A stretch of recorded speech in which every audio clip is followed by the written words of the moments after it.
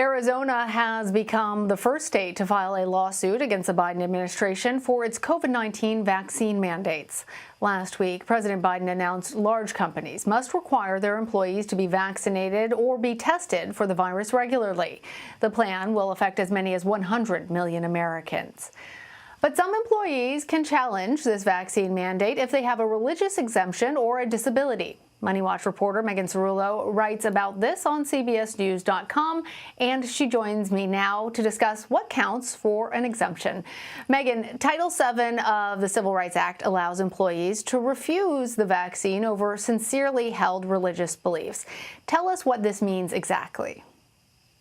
Correct. Employees can request accommodations on religious grounds, and it's a little bit murky. No major religious denomination in the U.S. opposes vaccination outright, but beliefs, practices, observances with which an employer might not be familiar are still protected. So it's incumbent upon an employer to evaluate each of these requests on a case-by-case basis.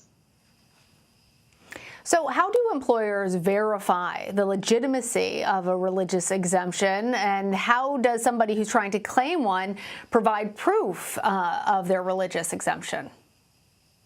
Employees seeking exemptions from vaccine mandates based on religious grounds can submit these requests in writing. They're encouraged but not required to seek a letter from a religious leader, a pastor, for example, who can detail and verify and attest that vaccination does indeed conflict with their religious beliefs. That doesn't mean that the employer is required to or will necessarily accept the request. Other supporting documentation, and obviously, like articles, pamphlets, can also help bolster an employee's case. Okay, but obviously these religious exemptions are different from a exemption based off of health, et cetera. So tell us how they compare the disability or medical history exemptions versus these religious exemptions. Requests for exemptions under the Americans with Disabilities Act, which are medical exemptions, tend to be more straightforward. A third party, a doctor or a medical provider, is involved and can document and explain very clearly what medical condition it is that prevents the employee from being vaccinated. They can document an allergy to a vaccine component, for example. Requests for religious exemptions are murkier, and employers these days, whereas in the past they would typically accept an employee's religious beliefs at face value, sort of accept them as sincerely held.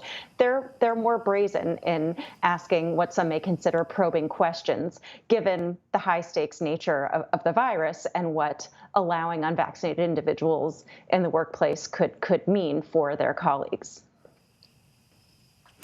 I want to provide a specific example to our viewers, Megan, because United Airlines recently denied several employees' requests for religious exemptions. Workers face a September 27th deadline to get their shots. Tell us more about this case, and do you expect more of these types of headlines will follow? A number of United Airlines employees, and in fact employees across a variety of companies in different industries. These kinds of requests are flooding in fact. But United denied a number of requests for exemption from the company's vaccine mandate on religious grounds. And what they did in the case of those individuals whose requests were approved is they are placing them on unpaid leave until the pandemic meaningfully subsides. So that's the accommodation that they're providing for individuals who sincerely held religious beliefs interfere with vaccination.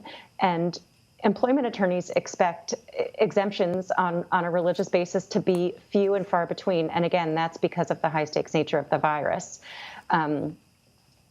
They're going to ask probing questions, and they're going to want to make sure in the interactive process that an employee is not seeking an exemption under the guise of their religious beliefs when really they object on a personal or social level to the vaccine.